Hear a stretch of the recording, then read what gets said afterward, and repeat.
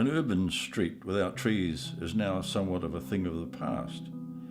It's useful to contemplate what it used to be like and consider what's the role of planting along a road, whether it be an urban street or a rural motorway. In urban settings, a tarmac strip lined with houses or factories makes for a sterile environment that's far too often accompanied with urban neglect and even vandalism. Lining streets with trees has a significant calming effect on the view, the journey, and our appreciation of it. There's been a narrow range of species used for roadside lining, often exotic deciduous species, especially silver birch or liquid amber, which add enormously to the view and to the value of such subdivisions.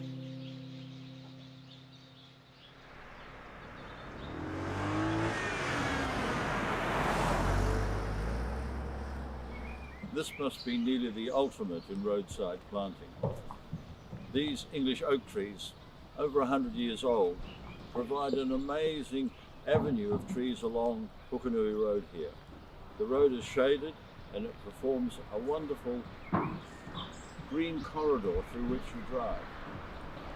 Until recently we've used mostly exotic trees for roadside planting, but we're now moving to use some of our wonderful native trees to plant along our roadsides. Increasingly, our road makers are turning to native species. Titoki makes an excellent street tree. It's easily managed and it's an attractive native species. While the debate on urban street trees will focus on maintenance and amenity value, it's in the evolution of motorway planting that we see a stunning shift from the amenity value of individual trees in a row to lining a road with a forest. The establishment of a viable native forest strip along a motorway requires knowledge of the principles of ecological succession and eco-sourcing of species. The edge of a road may have had significant earthworks, soil removal, water table disturbance, all of which need to be remedied or ameliorated. But given these likely harsh conditions, hardy early pioneer species will be planted. We see here the classic example of a modern approach to road planting. Massive roadworks here have uncovered a wetland and surroundings. Here the native wetland carex has been planted to surround a pond and line the approaches to the Hamilton Expressway. This represents an enlightened ecological approach to roadside management and is essential in matching ecological conditions to a planting regime which will ultimately become a perfect example of lowland forest. We're here on a motorway interchange where we've moved away from exotic plantings. We're planting here entirely with native species, and this area is now being planted in a way which is ecologically sensitive. So along the swale here where there'll be a lot of water runoff, rushes have been planted, and on the edges we've got other species. There's harakeke, Muehlenbeckia, carex, and so it's planted according to where the water runoff will occur and where it's drier. And finally this is going to be a native forest. We've got totara being planted, we've got titoki, and this will be an amazing motorway interchange purely of native species. Manuka and harakeke are a couple of typical pioneer plants in the Waikato.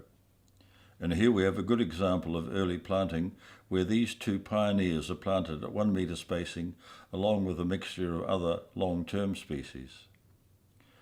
Tight spacing of hardy stock means that weed releasing is seldom necessary and will provide a compact spacing to insert forest trees at a later date.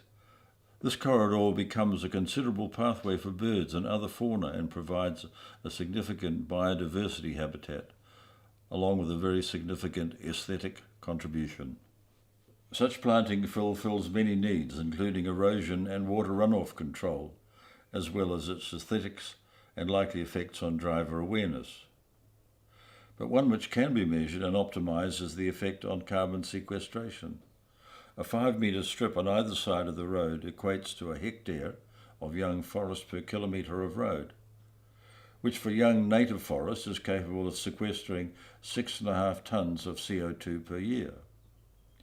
In the example shown, there could be very much more than 5 metres on each side. Unfortunately, the present vehicle load on these motorways means this amount of CO2 uptake is just a few % of the emissions generated along the road. However, in the future, as the trees grow and as car emissions reduce, the combined effects of native plant on road margins starts to become significant. The evolution of roadside planting, especially motorway planting, has moved away from exotics to an ecological appreciation of the New Zealand forest and the sensitive and deliberate establishment of forest trees along our motorways is reinforcing our need to appreciate more the value of the forest environment typical of our hinterland.